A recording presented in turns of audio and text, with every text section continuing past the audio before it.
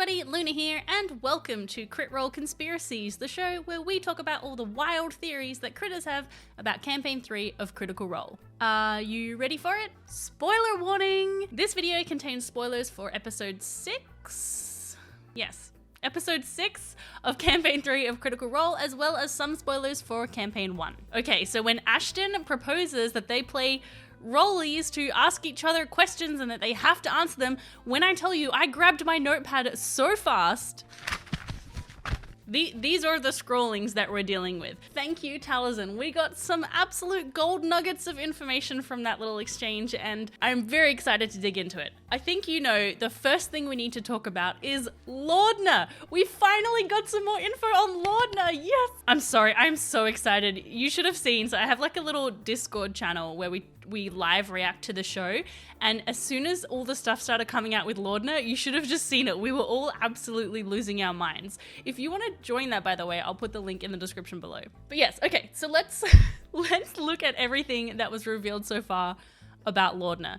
Laudna explains that, yes, as a matter of fact, she is dead. She definitely died. She feels like she's somewhere between life and death, and she doesn't really know why. She pretty much puts the nail in the coffin of all the theories about her being a Dorolo or a Briarwood by saying that her family were simple farmers that lived on the outskirts of town.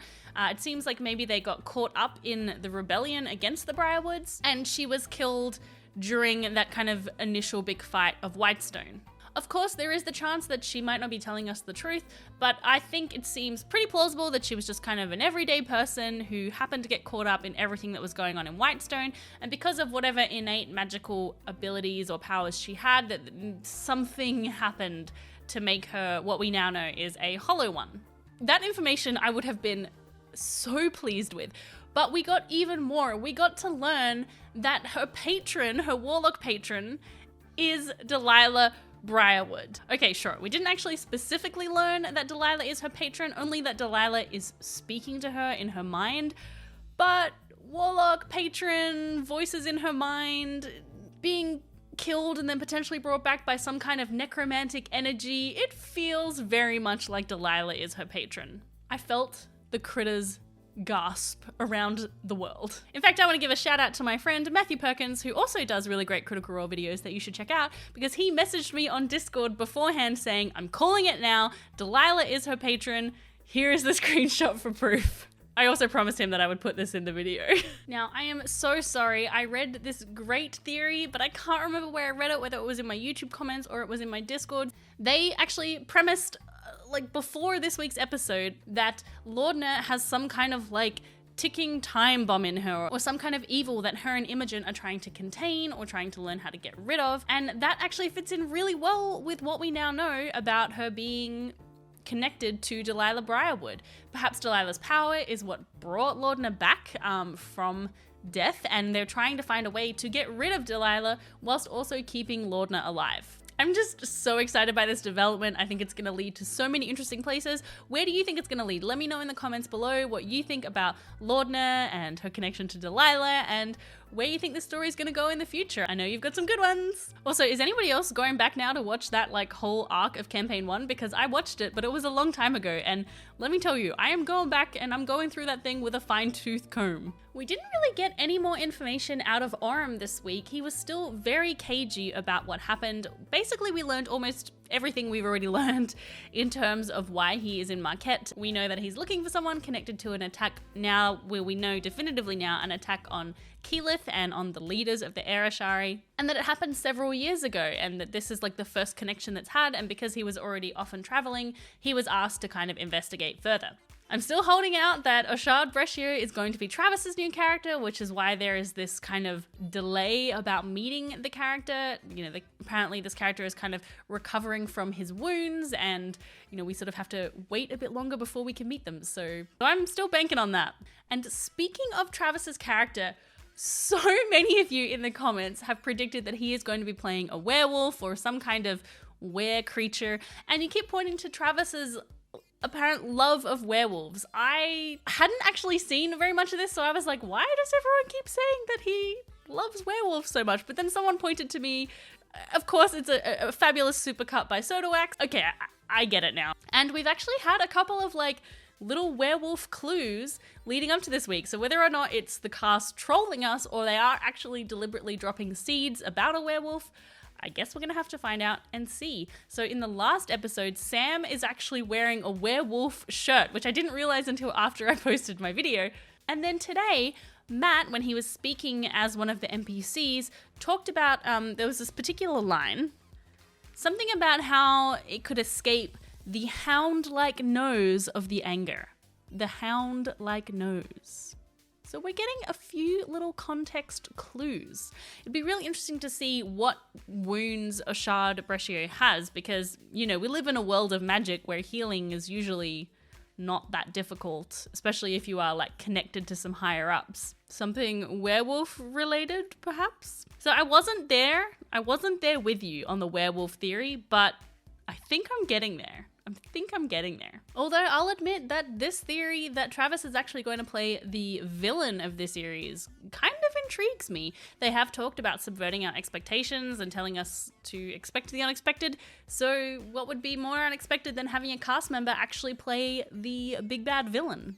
That would be very fun and strange if it's true. We also did find out as well that the family that the anger was guarding were twins and that the twins were killed in the attack.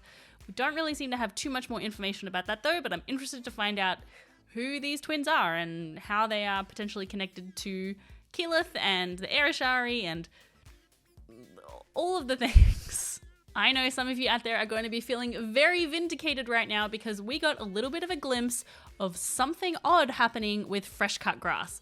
So Aurum asks Fresh Cut Grass a question about their past and he kind of glitches, like can't actually answer, doesn't have the information. They just sort of got completely like blocked and couldn't say anything at all. There's been quite a few theories in the comments about Fresh Cut Grass either having lost some of their memories or actually having been potentially rebooted.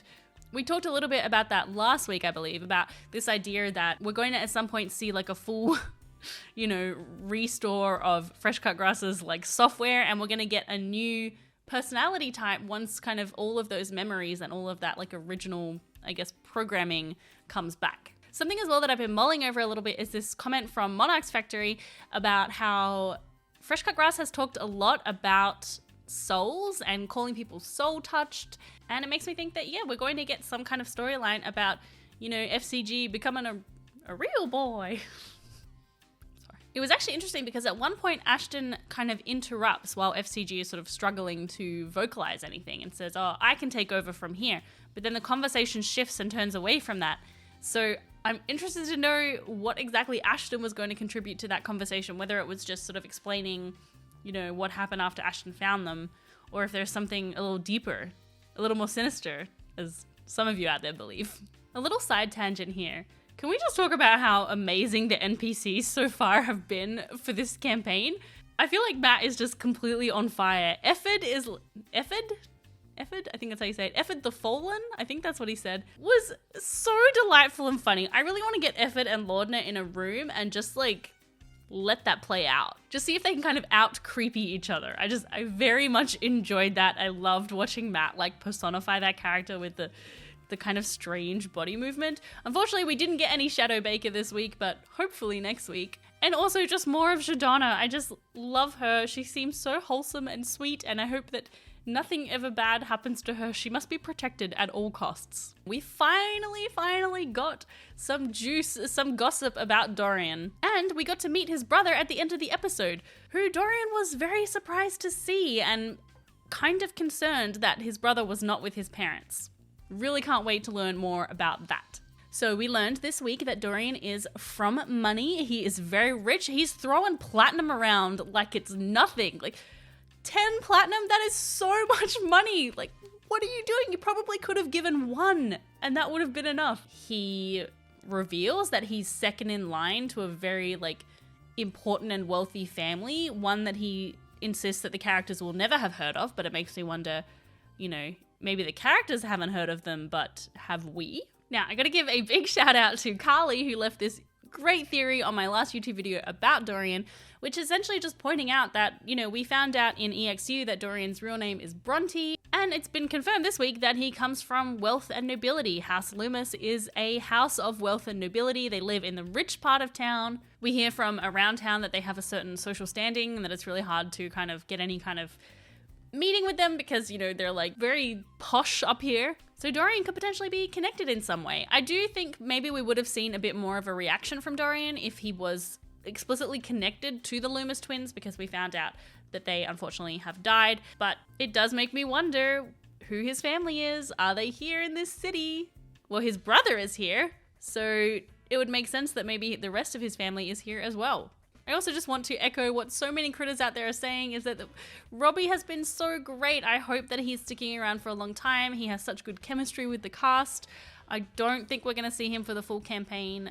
I don't know, I just have a gut feeling, but I would be ecstatic to be wrong about that, to be honest. Like, if he was here for the whole campaign, I think that would be great. The party did not get any further leads about Duggar this week, so we didn't really learn anything else. However, while I was busy being super duper grossed out by that encounter, some of you were actually thinking of good ideas about what Duggar could be and what could be going on with that whole situation. These two comments suggest that Duggar is connected to an elder Oblex, which is a monster that I had never heard of before. So let's have a look and see exactly what it says.